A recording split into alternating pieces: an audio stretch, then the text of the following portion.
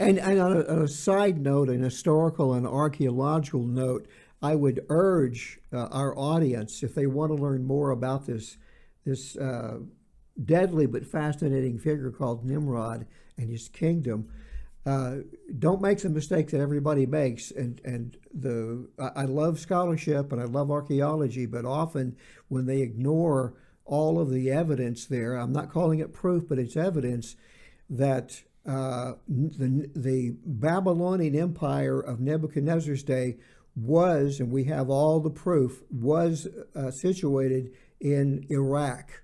In fact, Iraq is derived, that region was part of the massive empire of Nimrod that stretched all over the Middle East.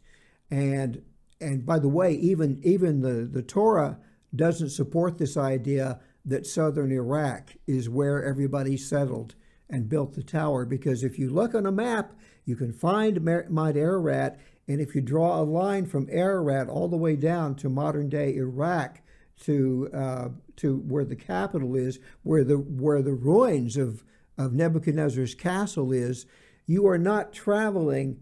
You're supposed to be traveling from the east. That's what it tells us. They travel from the east, from Mount Ararat. If you travel down to present-day capital, you'll be traveling back into the east. So that can't be correct. But if you go to southern Turkey today, modern southern, the deep southern Turkish area, you'll find all kinds of evidence. You'll find Haran is just a few miles over the border, which is where Abraham, they named the village after his dead brother, who died in the fires of Ur-Kasdim. And nearby you have a town called Zeruk, which sounds like Serug, one of the relatives of Abraham. And you have Ur-Kasdim. You have a town, a good-sized town now called San La Urfa, which used to be called Urfa, and before that was called Ur. And if you go to that region, they have tourist sites that the Muslims have put up because they also believe in Abraham, or as they call him, Ibrahim. And they have a site you can visit that was supposed to be the cave where Abraham was hidden as a child. Wow. And they have a site that is said to be the site where Nimrod was thrown into the fire. And then if you travel north out of San La Urfa, there is a giant edifice called Nimrod Dag, Nimrod's Mount. And it's a giant ruin that looks like a giant tell. It has a smooth conical shape, and you can see all of the region around. And this is where Antiochus Epiphanes erected a temple to deify his ancestors. He believed he went back to Nimrod and others. And when you travel, and there's a town nearby called Adiyam, and every year they have the Sikh-Got festival.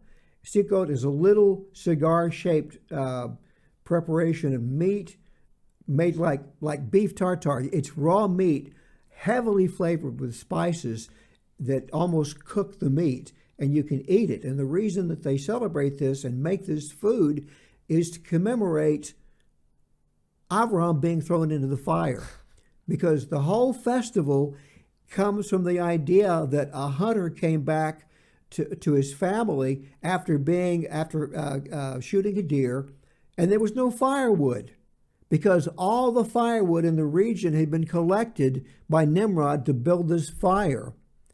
And there was no fire, so he told his wife, he said, let's chop up the deer meat and we'll spice it heavily, and maybe it'll be edible. And they have a festival every year to commemorate the survival of Nimrod, but also the gathering of all the woods. They still celebrate this today. And one more thing, and there's many more things to get into. This is amazing. Amazing. Yeah, but one of the other things that I find fascinating is that the region also near Nimrod Dag, and you have to remember now that not everything is going to be. If we believe that the year that the tower was destroyed was the same year that the relative of Avraham, Pheleg, which means the person called Pheleg passed away. His name means to split apart, and that was a prophecy that the continents would split, and the year that happened was 1,996 years from Adam. It's the year the tower was destroyed, and it tells us in a source called Sefer HaYashar that it was a third of it was burned by fire, a third of it was swallowed up by the earth, and a third of it remains today. So maybe that is Nimrod Dog. I don't know. I want to go to that site. But anyway, there's a region, a big valley nearby that's called in Turkish, I'll spell it for you, Cinner. And you would look at that and you say, well, how do you pronounce that? And I asked a Turkish lady how they pronounce that region. Oh, she said, we call it Shinar. Wow. So even the linguistics play into this episode.